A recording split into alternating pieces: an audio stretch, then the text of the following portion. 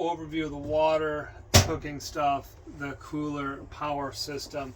First off, the water. This is a Lifesaver jerry can. It's 4.5 gallons. There's a filter in here. You can fill it up from like any kind of clean water source. We've just been using potable water from water taps. That'll be filled up when you go.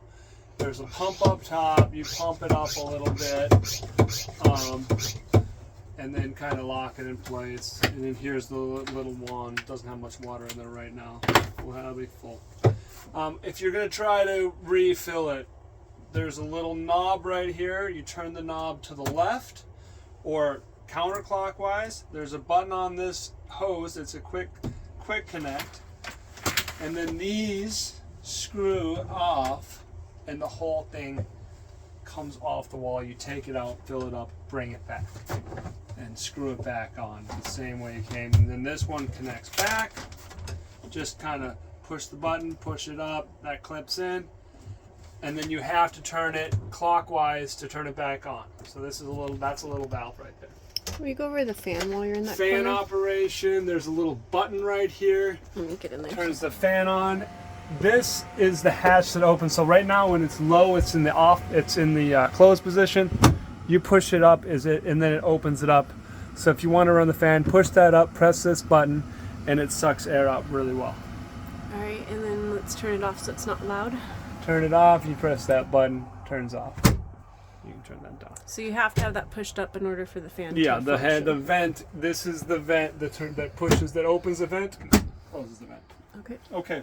Here is the cooktop. So this cooktop is propane cooktop. It's connected to the propane tank over there, which we already showed you. You turn it on. This is a little igniter. So I turn this on right here. Probably off right now. So turn this on. Let's try this. And it ignites up. So it's a 2-burner. You can use them both at the same time. We have two pots, and then we have the coffee or the water boiler plug in there. If you're using it outside and there's wind, you can put flaps out. These little flaps are a little annoying. They have to come all the way up to the top for you to close it, and it's a little bit of a pain. So if you close that lid. And where is the on-off in case they're using that to do? If you look back here, this is the quick connect to the stove. So right now, this valve is the same valve that's outside. It's in the on position because it's lined up with the pipe. If you turn it off, and there's a little quick connect here, if you pull that back, that takes the whole thing off. So right now it's disconnected. There's a strap on the front. That strap on the front comes off. And I think we gotta go this way with it.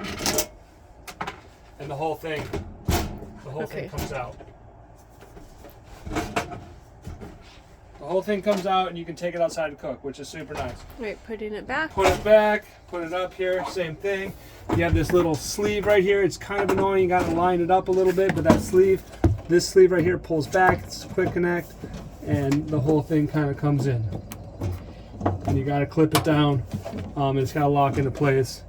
And then that valve turns the gas back onto it. Is there any trick with getting it to clip on, or is it just getting it in the right position? It's got to kind of be just lined. It's got to be lined up a bit, and then you push it together. It's not like there's not much trick to it, but it does have to be kind of lined up.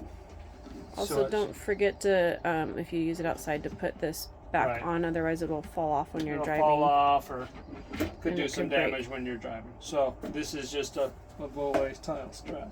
Okay, so I only put the front one on. There is one for you can put on the back, but we haven't used that. Okay, moving on to the fridge. This is a Dometic fridge. There's 2 different compartments.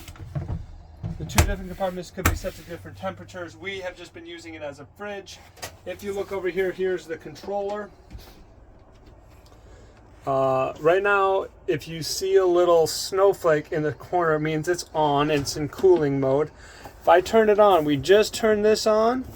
And so it's 70 degrees on one side and 67 on the other. If you go up or down, it goes to set temp. Press OK. The temperature set points are 36 and 37. You can modify these as you see fit, but that's what we've been keeping. How would you tag between the two? Between the two, you press You just press until up or down until the blue highlights 1, then you press OK, and then you can turn it up and down. All right, it's pretty simple. Okay, so that's the Dometic fridge. The Dometic fridge, right here. Wait a second. Can you? I was gonna move out of the way. Let's go this way. Okay. Let's go down to the power system down here. This is the Goal Zero power bank. It's charged via 2 sources. One is solar, that's 180 watts up on top. The solar input is this one right here, down below. This other input up on top is when you're driving the car, it charges through this input right here. It's a little bit finicky. For whatever reason, it won't charge through the car if the solar's plugged in. So on days where it's not sunny, and I'm driving a lot, I'll usually just unplug the solar and let it charge off the car. I'm not sure exactly why, but that's the deal. Next, so this is the inputs right here on the left. Everything else is outputs. There's a 12-volt output. This top one, this one here is the refrigerator. That plugs in on the cigarette lighter. This bottom one is everything else. So lights, everything like that, and this bottom one. And which one was, this one was? This is the solar down below. And this is the... And this is the input for the alternator when the car's running. Okay. Okay, so this is the 12-volt outputs.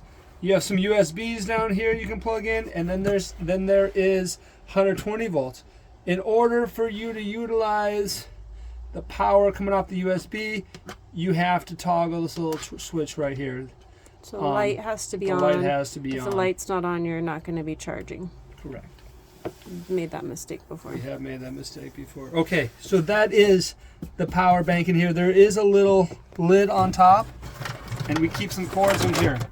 Backup cords for you. It's not the most organized, but we have a USB-C. We have a micro USB, and we have a Apple Lightning connector there. So that's all phone charging stuff in the event that you don't have one. There's some extras. I also like that it tells you how many hours till empty, what percentage you're at. We haven't driven this in a while, but we did have a nice sunny day today, which is not always usual in Alaska, so we're still doing really well on the solar. I had everything unplugged for like a week or so. We haven't been using it, so I haven't even been charging with the solar and everything like that. And yeah, it's nice to know how much charge is left in the battery, hours to empty. It does a little calculation based on the usage at that time. Right, so you noticed it was at 99 hours till empty, but the fridge just turned on, so it's going to say it has less, and then when the fridge turns off, it'll go back up. Doesn't mean that it's not 100% accurate on your hours when something turns on right away. If you, if you're driving and there's sun out, you have no problem. There's not much electrical loads in here. The fridge is the biggest one. And then the internet does use quite a bunch. The Starlink does use quite a bit of internet. So how we've been utilizing in the past is we'll plug it in, utilize it for a couple, 3 hours, and then at night I'll usually turn that off before I go to bed so that I'm not burning the battery on the internet, because the internet can drain the battery over the course of using it if there's no solar charging for 24 hours or something. Okay. That's the power system right there.